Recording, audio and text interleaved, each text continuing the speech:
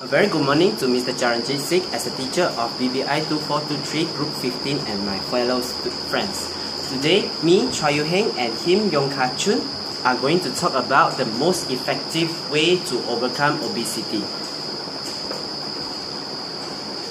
Okay, obesity have the definitions of people are generally considered obese when their body mass index, that is body mass kg over height m more than 30.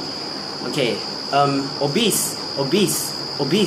Malaysia has been rated the highest rate among Asian countries for obesity. Ladies and gentlemen, this is not a good news. This is action must be taken immediately to overcome this problem.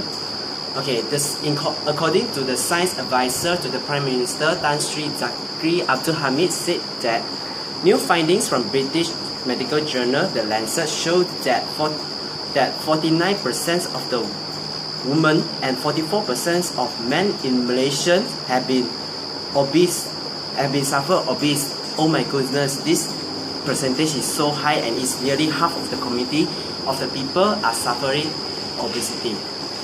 Just by observing ordinary people in the street, one is able to tell that this problem is quite serious, and we need to overcome as fast as possible to create a healthy and active community. Okay, when it comes to eating, we have strong habits, and some are good and some are bad. We can't deny that although many of our eating habits were established during our childhood, it doesn't mean it's too late to change them. For my first point, changing its eating habits is a must to overcome obesity. Many of people are unaware that bad eating habits are bad to our health. These bad eating habits such as eating too fast, skip meals, eating while standing up are bad to our health. The most common bad eating habits amongst Malaysians are eating too fast. A research suggests that people who eat slowly are less likely than speed eaters to become obese. At 2008, there's a study had been carried out by observing 100 healthy Malaysian adults on the relationship on their eating speed and their health for 5 years. They are categorized by their eating speed as slow, normal, or fast. And over the period, we found out that 84 people were found out with high BMI during this period, and most of them eat in a fast pace. This study showed that there is a clear connection between eating speed and the chances to become obese. Speed eaters are more likely to weigh more and have larger waistline. Experts say that you're likely to eat more when you are eating fast. But on the other hand, when you're eating slow, you slow down the digestion and you enjoy more while eating. Okay, secondly, in order to lose fat, we should reduce the intakes of our calories. People always think that exercise is the best way to burn our fat, our calories. But the truth is, we need to control our diet too in order to burn fat efficiently. By this way, more energy stored from our body can be used and leads to more burning of fats, excessive fats. People nowadays like to eat junk food which contain high calories and unhealthy. We should always practice a balanced diet according to the food pyramid for a healthy diet. Okay. That's all for me, and for now I will pass the microphone to my partner Yong Ka Chun, who will describe how regular exercise will help to overcome obesity.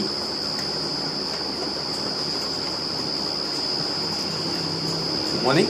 Besides the bad eating habit, the other one of the main reasons that cause obesity is the lack of regular exercise. So in order to overcome obesity, we should develop a regular exercise habit. Why?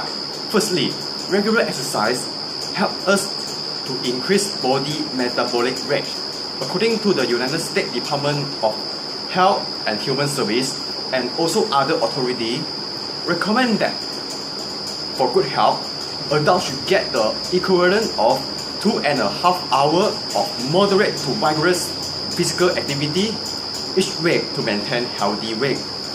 Unfortunately, the number of hours that Malaysians spend on exercise per week is always not enough to prevent obesity and maintain healthy weight. Statistics state that only 22.21% of Malaysians exercise or participate in sport or activity for 1 to 2 hours. This means that the awareness of Malaysians to overcome obesity is still on the low range. A recent study showed that in United States, daily energy expenditure due to the work-related exercise has decreased by more than 100 kilocalories during last 15 years in both men and also women. So it is clear that regular exercise is important to overcome obesity. Besides, regular activity and proper nutrition can help to reduce body fat as well as protect against chronic disease associated with obesity.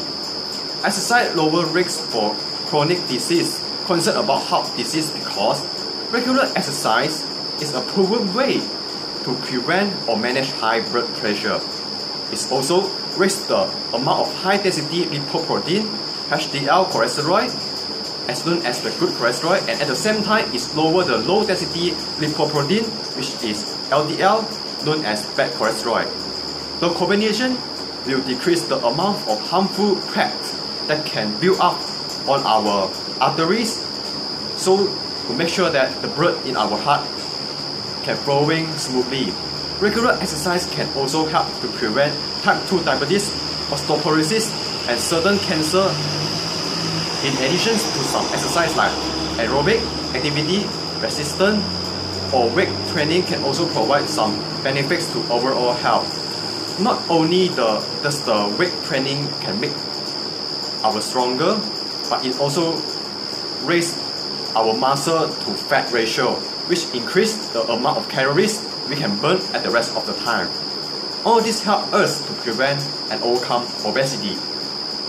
In conclusion, is hopefully after these presentations, all of you are more aware of about the two effective ways to overcome the problem of obesity. Many people do not realize how damaging obesity can be to our body and for our overall health. Obesity is something that is on the increasing trend, and this situation will not change unless we have the awareness to encouraging and carry out the healthy lifestyle. So let us change the trend of obesity by living a healthy lifestyle and build up toward a more healthy Malaysia country. Thank you.